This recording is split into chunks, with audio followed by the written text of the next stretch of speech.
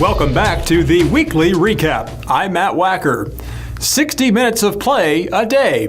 That's the catchphrase for the National Football League's initiative to fight childhood obesity. Members of the Kansas City Chiefs arrived at Fort Leonard Wood last week to give area children a chance to do just that. Matt Wacker here at Fort Leonard Wood for today's NFL Play 60 event. I'm here with former Chief linebacker Sean Barber.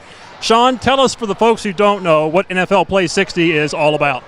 Play 60 is a nationwide initiative just to get kids to continue. Once school is over, we feel like it's a lack during the summer months. Kids get home over the summer, they sit around in the air conditioner too much.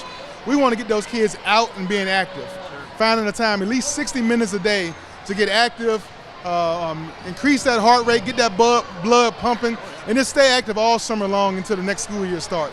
So the NFL started this initiative a few years back.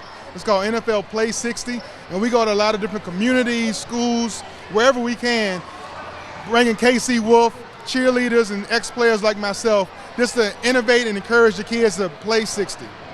So some rainy weather this morning, but that didn't affect the turnout. What do you think about this? Man, this might have been the biggest turnout I've ever seen at one of these events. Over 100 kids out here. They turned this gym into an indoor Play 60, and as you can see, crazy activities going all over. We had the cheerleaders coaching the cheering routine for some of the young ladies, speed ladders, tackling drills. It's going down. All right, one last question. Got to get your thoughts about the 2017 season. Give me a prediction.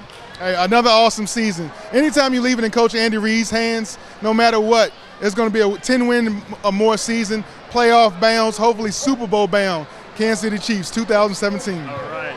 That's Sean Barber. Sean, thank you so much. Appreciate it.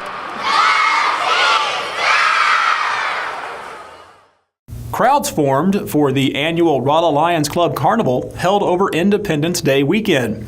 Those in attendance enjoyed rides, games, fireworks, and some of the best food in town, all served up by volunteers of the organization. Leanne went this year and had a chance to visit with the Chief Lion in charge, Richard Dalton. Tell me about the Lions Club here in the Rolla community. Rolla Lions Club and the park is one of the best parks in Rolla. We've got 172 acres out here at the park, and it's free and open to the community. All of the pavilions are free to rent. This is just a family place to be. And the carnival, we put the carnival together as a family event. All of the games, the food, the prices, everything we do to put this together is just a great family atmosphere is what we hope for it to be for everybody. It's been going on for quite a while now, hasn't it? This is only the 82nd annual carnival. So 82 years they've been doing this.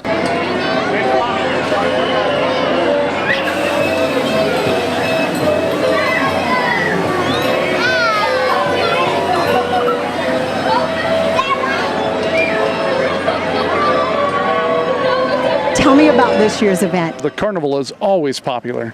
There's no doubt about it that, this is the best event that is put on in Rolla every year. At least we hope it is. If you've never come out to the carnival with the family, it's a great time. This year, we put together some games. We put together a whole area dedicated to kids.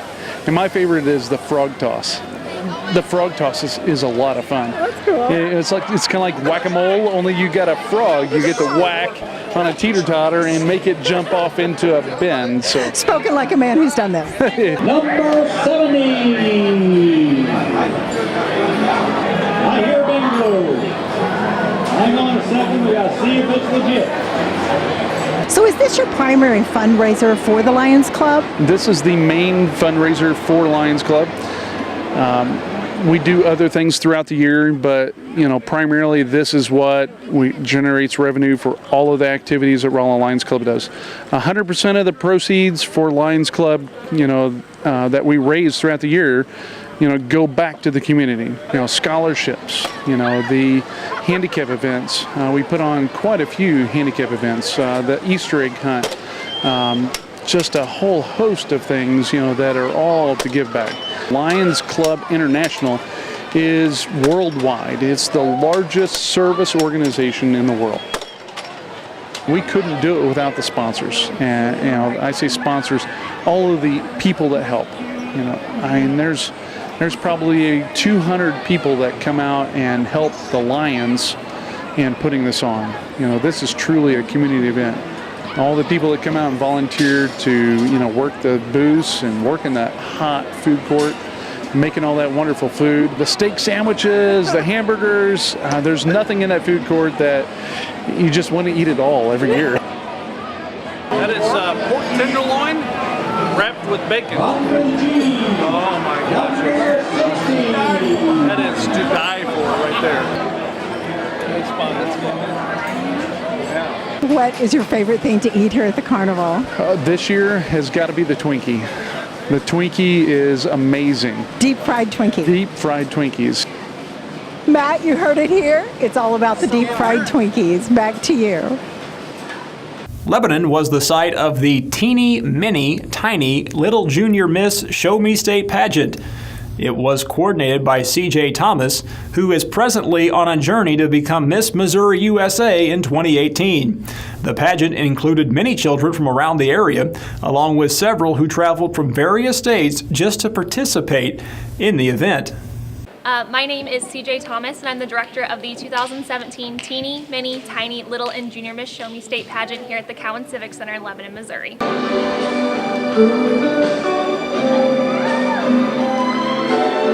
So I started Show Me Pageants, which is a natural pageant production company, about 3 years ago, and so I do 2 to 3 pageants a year, depending on how many my family will let me do, because my family are all my volunteers. My 83-year-old grandmother runs the admission table, my sister's the photographer, my mother helps people get on stage, so it's a big family affair, so I think if I did more than 2 or 3 a year, they would probably disown me. Adeline is 2 years old. She has blonde hair and blue eyes. Her future ambition is to become a mommy.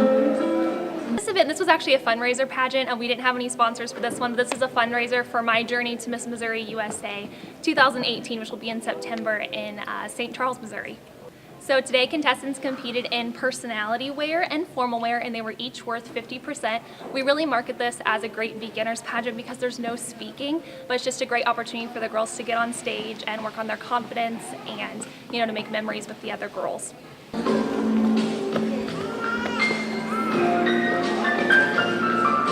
So today we had 50 contestants, and they're spread across 5 age divisions. So we had a lot of girls here today, and they drove as far as 4.5 hours to get here. So it was a pretty big event. We're really excited.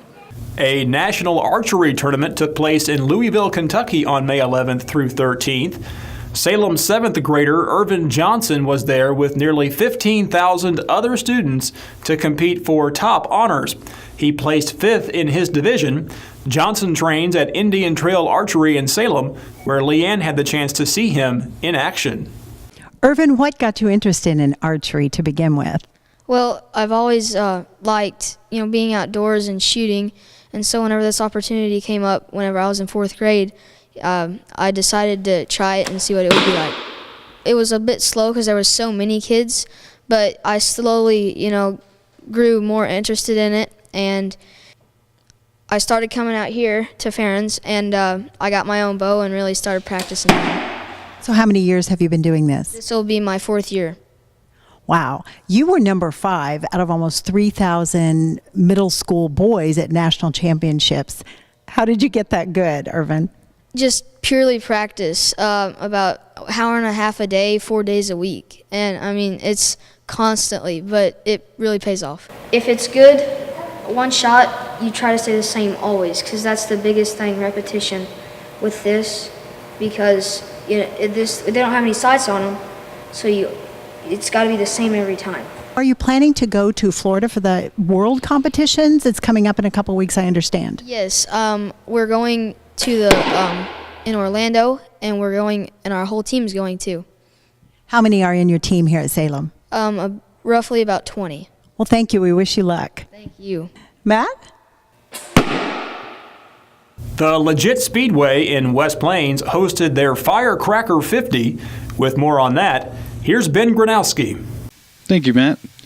Family, food, and fireworks was a surefire 1-2-3 finish here at Legit Speedway as they hosted the Firecracker 50. Legit Speedway is itself a family business run by Gary and Dee Dee Stolba. A few years ago, they took over a stagnant West Plains Motor Speedway and through some refurbishment and upgrades, turned it into the racing hub it is today. This red clay track attracts drivers from all around. During the Firecracker 50, we had drivers from all across Missouri, Arkansas, Oklahoma, and Illinois. Speaking of family, we tagged along with local driver Damon Mayfield. Damon, thank you so much for coming out. Appreciate you taking some time and talking with us today. So, to kind of start things off, what got you into super stock car racing, or racing in general? Well, first and foremost, I want to thank my mom and dad. They've gave me the opportunity to race a lot of cars for several years now. We started racing go-karts when I was 12. We moved up to stock cars when I was 15, and we've been racing super stock since 2012. I'd also like to thank Glenn and Carol Johnson at Brokaw Bearing, Nick and Stephanie Ellison at West Plains Air Duct Cleaning, South 63 Motors, Kevin Osborne for doing an awesome job on the wrap, Duke Boys, Skillets Cafe, and West Plains Driveline for coming on board with us this year and helping us get this car underway. And my girlfriend Maddie Osborne. What's it like being a hometown driver here at Legit? My mom and dad own Mayfield Auto Repair in West Plains, Missouri, so having the shop around and being able to compete out here at the track is a good thing. Dad wrenches on the car with me, and it's just a good time. Sounds great. Is there anything in particular that's special about Legit Speedway other than being in your hometown? It's just the track itself. It's like no other track. I don't know how to explain it. It's just historic West Plains. It's a great track to race at. Other than it's 6 miles from my house, Gary and Dee Dee Staba, they're great people. They're trying to get this track going and get it back up into shape like it used to be, so I think they're doing a great job. Moving on to the Firecracker 50, you had some practice runs yesterday and did some qualifying. How did all that turn out? Practice went pretty well. I didn't qualify like I would have liked to. We timed in 27th, which will start us third row inside in the second heat race. A little farther back than we'd like to, but from looking who all's in our heat race, I think we have a pretty good chance of getting up to the front. Good deal. And then, another factor that just came in today, we've had some weather, rolled through. It seems to be clearing up now. Does that change your game plan at all? Possibly. Just depends on how they get the track prepped for tonight. If we keep getting rain throughout the day, there's a chance we're going to have moisture and it's going to be fast tonight. It definitely changes how we set up the car. Last night was dry slick. It'll be a whole different ball game if it has moisture in it tonight. Which do you prefer as far as the track conditions? It's a lot of fun driving on a hooked up track with moisture in it, but dry slick definitely is driver preferred. It's a lot less hard on equipment, and takes a lot more driver to drive on a dry slick track than a hooked up one. Okay. And what would you say to folks at home that maybe haven't come out to Legit yet and enjoyed a race here? You guys just need to come out and see it. Gary and Dee Dee, they're doing a great job of trying to get the track up and going again. Be a great weekend to come out. There's several cars here. It'll be some good racing. Fantastic. And Damon, thank you so much again for your time. While Damon was reserved in his racing style during the early qualifying rounds, he really put his foot down during the feature races. Official results show that during the B Feature 2 race he finished third, then in the main event managed to move up 10 spots to finish 14th overall. The Legit Speedway is much more than a racing track, it's really an experience. Be sure to visit their webpage and legitspeedway.com for upcoming races and events. With that, back to you, Matt. A local Lebanon preschool was the site of some fun-filled dancing, prizes, and good music when they hosted Bluegrass at the Pond. The event featured bands like Koday Country and the Findlay River Boys. Luke Keene was there. My name is Robin Lewis, and we're here at Bullfrogs and Little Fishes. We are doing our very first Bluegrass at the Pond event. This is a fundraising event for a new building.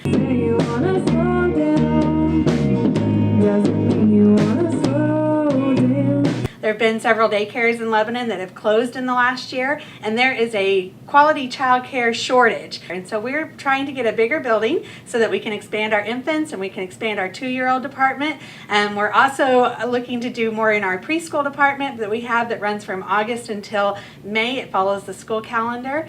Today at the Bluegrass on the Pond, we have a lot of amazing things going on. We've got Koday Country that's playing.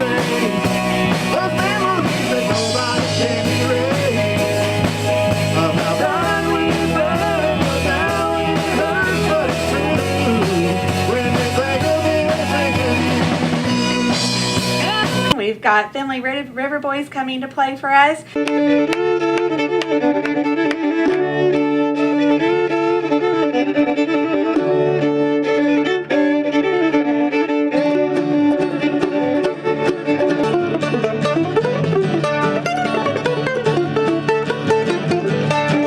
We've got a raffle going on. Some of our amazing businesses in town have helped donate to that.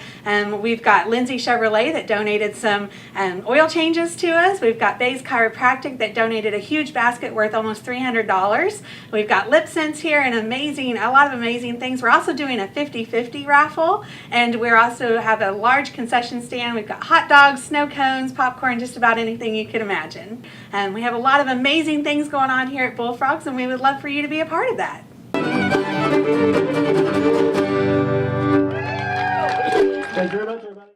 A ribbon cutting and open house were held at the Salem Memorial District Hospital last week, where the Air Evac Life team moved its operation to a new facility on the hospital's campus.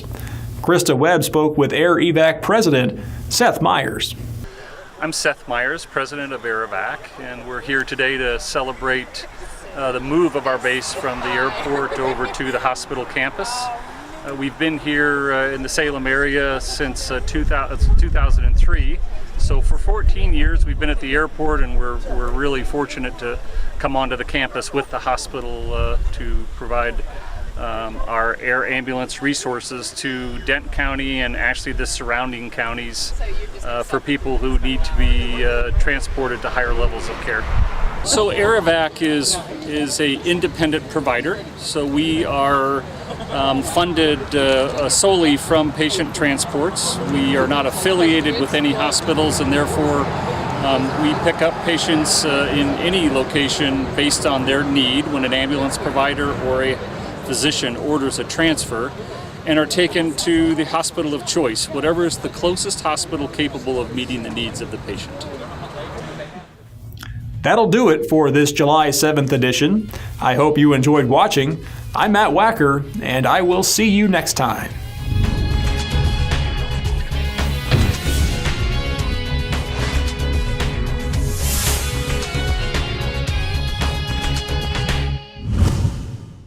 The weekly recap is brought to you by Price Chopper, Cooking from Scratch, the Travers Automotive Group, the UPS Store of Rolla, Beck Motors of Owensville, Bayer Dodge of West Plains, Hangin' by a Thread, Mimi's Home Helpers, and Tailor Your Insurance.